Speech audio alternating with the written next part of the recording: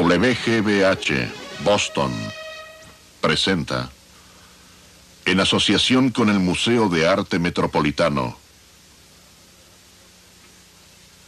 un proyecto de Annenberg CPB.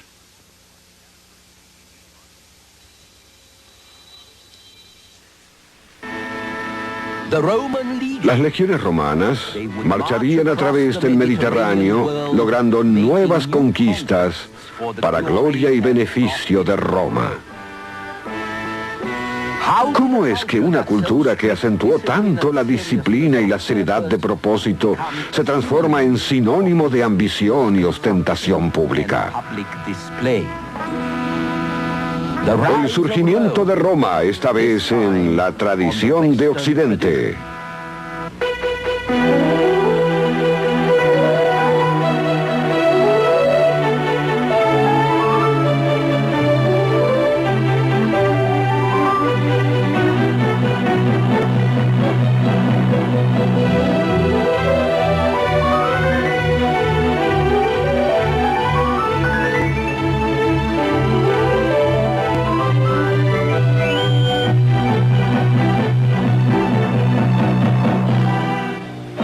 La tradición de Occidente.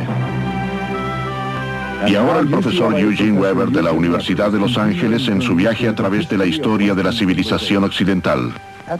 A principios del siglo V a.C., cuando los griegos estaban ocupados en expulsar a los persas, una ciudad-estado pequeña y poco civilizada, al oeste de Grecia, luchaba por su vida. Se encontraba en una península dominada por las tribus galas al norte, guerreros etruscos en el centro y ciudades griegas al sur. Pero en un lapso de 200 años, esta ciudad insignificante, llamada Roma, crece para transformarse en el amo de toda Italia y en el conquistador de casi todo el mundo mediterráneo. Tendría tanto éxito que su mito perduraría durante 2000 años y aún hasta nuestros días. En el año 800 después de Cristo, Carlomagno se corona emperador de Roma, siglos después de la caída del Imperio Romano. En 1804, Napoleón se hace coronar siguiendo la misma tradición y llama a su heredero rey de Roma. Hasta los zares rusos como Pedro dicen gobernar desde la Tercer Roma, mejor conocida como Moscú. Y en este siglo, en la misma Roma, el dictador italiano Benito Mussolini le daría a su sistema el nombre de fascismo por el emblema de autoridad de los antiguos magistrados romanos. Este mito extraordinario comienza, como casi todos los mitos, de una forma bastante modesta. Roma, como tantos otros centros de la antigüedad, tenía la geografía a su favor. La ciudad yacía sobre una planicie fértil que podía mantener a una población relativamente grande con sus granos, vegetales y fruta. Roma tenía también la ventaja del río Tíber, a solo 24 kilómetros del mar, y donde los barcos podían ir río arriba. En este punto había primero un vado, luego un puente y hacia el otro lado la carretera principal norte-sur y todo el comercio relacionado con ella. El puente era tan importante para los romanos que era considerado sagrado y el oficial a cargo de su conservación también era sagrado. Se lo llamaba pontífice y su título sigue vivo en el Papa de la Iglesia Católico-Apostólico Romana. Roma comenzó como pueblo mercado en la comunidad agrícola. Este es un cartel de una verdulería cuyo dueño compartía la visión conservadora de su terco vecino.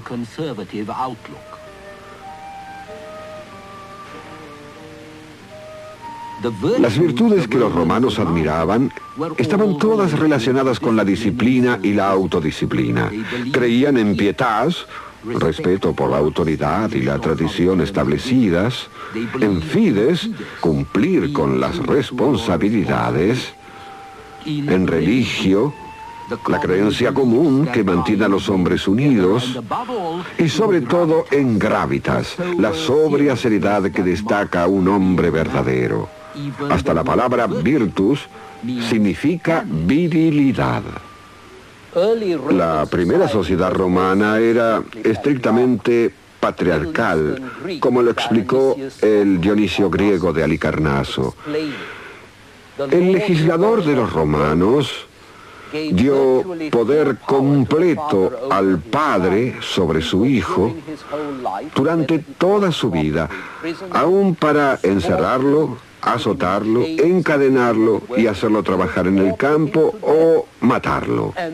Y esto era válido, aunque su hijo se involucrara con los asuntos públicos, fuera uno de los magistrados más altos o celebrado por su fervor hacia el Estado.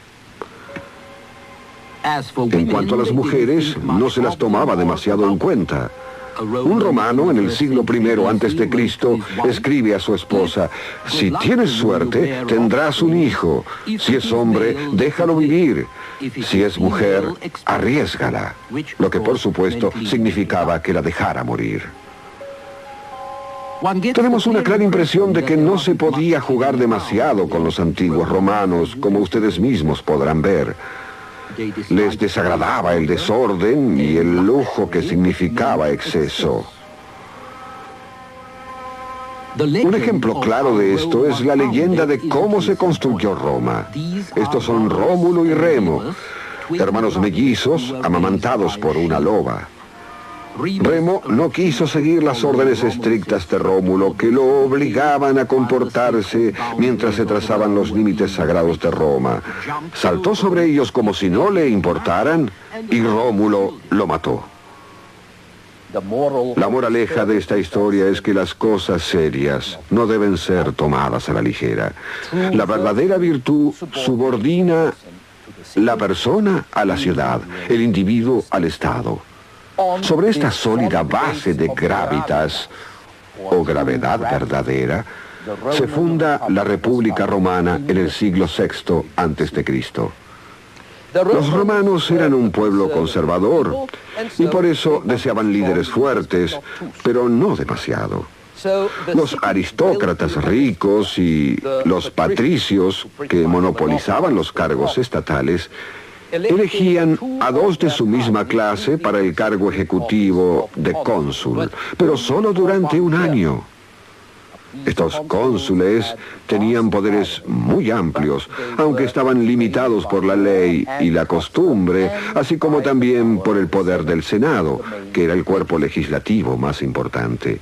Debido a que los cónsules dejaban su cargo para actuar como senadores durante el resto de sus vidas, resultaban ser cónsules tontos que ignoraban o desafiaban por completo la voluntad del Senado. El ejército romano también reflejaba los valores de esta sociedad estricta y áspera. Cada soldado se proveía de su propio equipo, lo cual significaba que debía tener una granja o algún tipo de propiedad y por lo tanto recursos para comprar una armadura, un casco, una espada, una lanza, su equipo en definitiva. Si no tenía todo esto, no podía entrar en el ejército. En consecuencia, los pobres sin tierra no luchaban. Se los llamaba proletariado, porque su única contribución al Estado era su prole, o sea, hijos. No pagaban impuestos y no tenían derecho a opinar sobre los asuntos gubernamentales. Los comunes eran conocidos generalmente como plebeyos. Podían ser pequeños granjeros, artesanos, sirvientes de los terratenientes patricios. Durante 2 siglos, los más prósperos entre ellos lucharían por lograr derechos políticos y sociales con algún éxito. Pero el servicio en el ejército les confería su mayor poder adquisitivo. La atracción principal de la vida en el ejército era un beneficio extra muy importante: los despojos de la guerra. La posibilidad de esta ganancia aumentaría dramáticamente luego de una guerra en el siglo IV a.C. con los samnitas, un pueblo que vivía en las montañas al sudeste de Roma.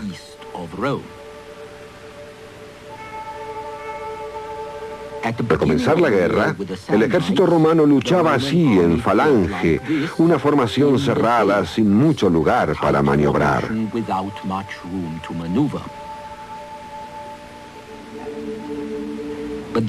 Pero luego se cambió esta formación por unidades más pequeñas de unos 120 hombres, llamadas manípulos. 3 manípulos hacían una cohorte de 360 hombres y 10 cohortes hacían una legión. Estas unidades más pequeñas podían operar como en un tablero de ajedrez y les permitía una mayor flexibilidad.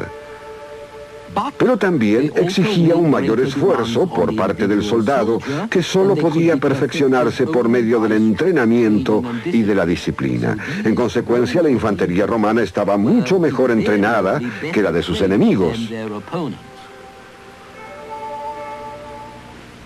Las legiones probaron ser tan superiores en disciplina y determinación a las tropas de los vecinos de Roma que hacia mediados del siglo III a.C., la ciudad sobre el Tíber controlaba casi toda la península. Fue entonces cuando los romanos hicieron algo que transformó su ventaja militar en una ventaja política aún mucho mayor. En lugar de masacrar o tomar como esclavos a los enemigos vencidos, como era costumbre, los romanos los transformaron en aliados. Tomaban parte de su tierra para asentamientos romanos y no los trataban de igual a igual porque la máxima del Senado era dividir y gobernar. Pero en general, cada estado conquistado podía conducir sus propios asuntos. Todo lo que Roma pedía era un control sobre la política externa del Estado y la ayuda militar en épocas de guerra. Era un arreglo extremadamente libre para aquellos días y eventualmente fue seguido por todos los ciudadanos romanos en el resto de Italia. Roma gana así la adhesión de los estados vecinos con una estrategia que las ciudades griegas jamás habían pensado. El vínculo entre los estados vecinos y Roma se cementaba posteriormente con la construcción de carreteras que ofrecían uniones concretas en donde los lazos ideológicos podrían no haber sido suficientes. Se encuentran ejemplos de la destreza romana en la ingeniería civil en cualquier parte de Italia. Este es un antiguo sistema de cloacas. Estas las ruinas de un acueducto romano. Sirven para recordarnos que la tecnología puede tener usos políticos de larga duración, así como también prácticos. Alrededor del 270 a.C., habían sometido a sus últimos enemigos de la península, las ciudades griegas del sur. Pero una vez controlado este territorio, Roma sería arrastrada hacia esferas mediterráneas más amplias y colisionaría con los cartagineses, los principales rivales y enemigos griegos. Esta es la concepción de un artista acerca de cómo pudo haber sido Cartago en el siglo III a.C. cuando entra en guerra contra Roma. Lo que había comenzado hacía 500 años como una colonia fenicia al norte de África, se había transformado en la potencia naval más grande en el Mediterráneo occidental. En Roma, el Senado sentía la presión de proteger a las ciudades meridionales luego de que los cartagineses se involucraran en una guerra local en Sicilia, perturbando así el equilibrio militar y económico. El Senado se mostraba renuente, pero finalmente asintió a la demanda popular en el 264 a.C., año en que comienza la primera de las 3 guerras púnicas. Púnica significa Fenicia. Las guerras con Cartago darían 2 cosas importantes a Roma. Primero, para vencer a una potencia naval, debía transformarse en una de ellas, lo que logrará. Estos son constructores de barcos ayudando a Roma a dominar las aguas, como debía ser todo imperio del Mediterráneo. Igual que lo había hecho Atenas hacía 2 siglos, o Turquía 7 siglos más tarde. Como todos los navegantes en el antiguo Mediterráneo, los romanos usaban galeras propulsadas por remeros. Las mismas habían sido inventadas por los egipcios, que navegaban por el Nilo y debían volver contra la corriente. Cuando termina la Primera Guerra Púnica, 24 años más tarde, Roma había transformado a Sicilia en una provincia y estaba por agregar Córcega y Cerdeña e ingresar a España, una fortificación cartaginesa, lo que nos trae al segundo resultado de las guerras púnicas. Todo este territorio había sido ganado por la flota de Roma, la cual había sido construida para ganar una única guerra, pero termina ganando un imperio. Los romanos nunca habían tenido la intención de llegar tan lejos, pero la flota lo haría. Luego de vencer a Cartago, se dedica a la tarea de vencer a los macedónicos, los griegos, los herederos asiáticos de Alejandro Magno y finalmente a los egipcios. Pero hubo algunos peligros. La Segunda Guerra Púnica comenzó en el 218 a.C., cuando Aníbal, un general cartaginés, parte de España para invadir Italia. Puesto que los romanos controlaban el mar, Aníbal tuvo que trasladarse por tierra a través de miles de kilómetros de territorio hostil. Cuando había sorteado el primer obstáculo, los Pirineos, ya tenía 40.000 soldados y 37 elefantes africanos que serían el terror de los romanos. Pero cuando cruza los Alpes, sin embargo, lo hace con menos de la mitad de sus tropas y con pocos elefantes. De todas formas, Aníbal era un general tan brillante que logra reducir a los romanos. Fue mucho más listo que ellos, y hacia el año 216 a.C. se encontraba acampando bajo los mismos muros de Roma. Si Aníbal hubiera tenido tanto éxito en las estrategias políticas como en las militares, la historia de la civilización occidental habría sido muy diferente. Pero cuando pide a las otras ciudades italianas que se unan a él contra Roma, no recibe respuesta. La política liberal romana había dado sus frutos. Mientras que Aníbal buscaba apoyo a su alrededor, la flota romana cortaba sus provisiones y enviaba tropas de ataque primero a España y luego a África del Norte, cerca de Cartago. Aníbal se ve así obligado a regresar para defender su territorio, y Roma queda entonces a salvo. Cuando 2 generaciones más tarde Cartago entra nuevamente en guerra, los enfadados romanos destruyen la ciudad, literalmente hablando la hacen añicos. Deja de existir el imperio púnico.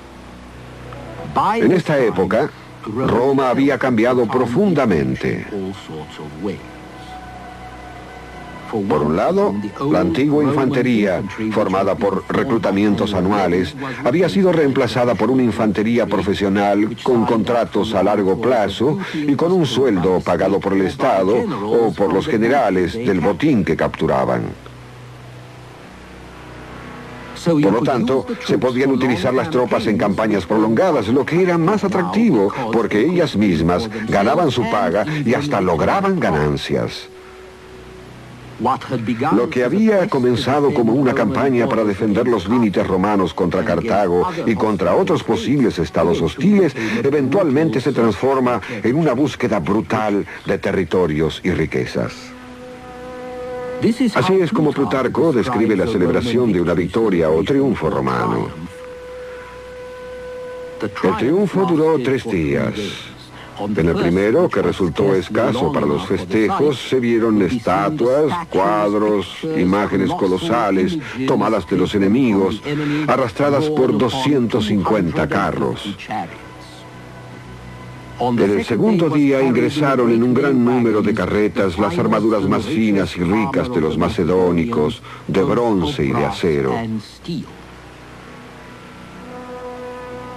En el tercer día llegaron primero los trompeteros, que no tocaban como lo hacían durante una entrada solemne, sino con la fuerza que utilizaban los romanos cuando alentaban a los soldados en la lucha.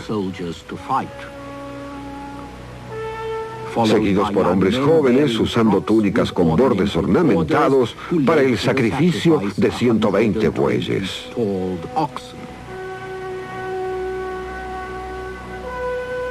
Mientras más enemigos vencían, por supuesto, más trabajo había para los soldados, patricios y sus dependientes, quienes gobernarían, cobrarían impuestos y agobiarían a las provincias.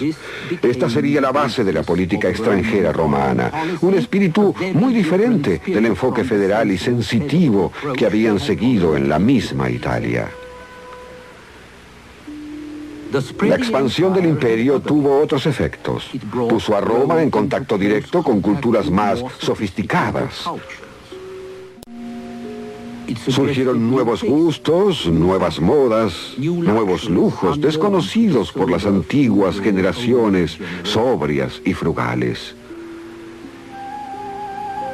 Ingresaba ahora a Roma el botín de una docena de legiones. Los caballeros jóvenes estaban aprendiendo a admirar las cosas hermosas, a coleccionarlas, a hablar sobre ellas. Mientras que los caballeros ancianos deploraban la decadencia que esto representaba. Ostentación, consumo conspicuo y luxus desenfrenado. Muchos romanos hacían dinero en los siglos III y II antes de Cristo y naturalmente deseaban ostentar su riqueza. Este es también el momento en que los hogares costosos comienzan a incluir un vomitorio, una habitación en la que se podía vomitar todo lo que se acababa de comer para volver a seguir comiendo y bebiendo.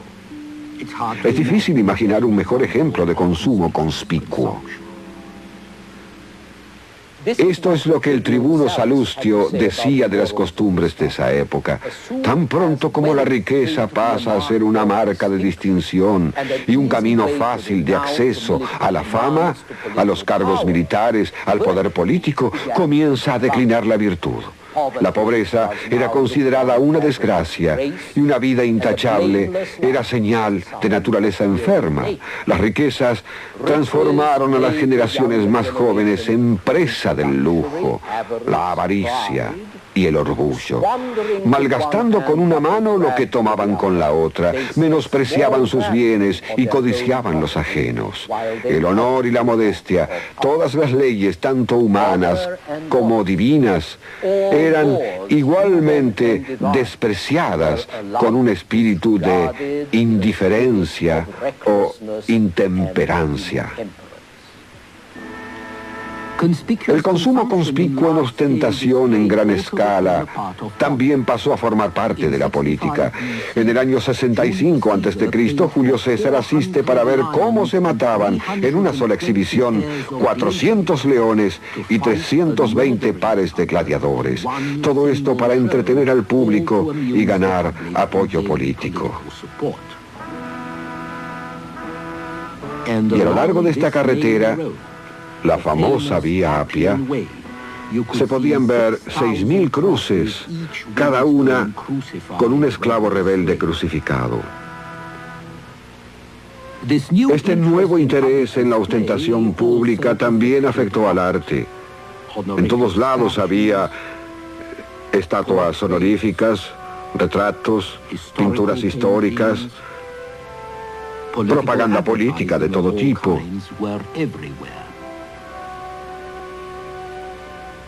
La belleza cumplía una función pública y estaba profundamente involucrada con la propaganda y la publicidad. Esta preocupación por impresionar a la gente explica por qué la arquitectura se transforma en el arte romano por excelencia. El imperio ideal se manifestaría a través de construcciones grandes, solemnes y espectaculares como templos, palacios, arcos de triunfo y columnas que reflejaban la grandeza de Roma y a veces las decepciones de la grandeza. El orgullo colosal se refleja a través de proporciones colosales como la del Coliseo, el enorme estadio de Roma. Mientras mayor la proporción, mayor el poder de Roma. Mientras más ricos los decorados, más rico parecía tornarse el pueblo romano. Hasta un romano pobre podía participar vicariamente en esta orgía de consumo conspicuo y autocongratulación. Pero fue suficiente. Durante algún tiempo sí, pero eventualmente la tensión de ganar y aferrarse a un territorio tan grande tendría sus consecuencias sobre la República, especialmente sobre los ciudadanos más pobres. Veremos cómo en nuestro próximo programa, en el que hablaré sobre el Imperio Romano.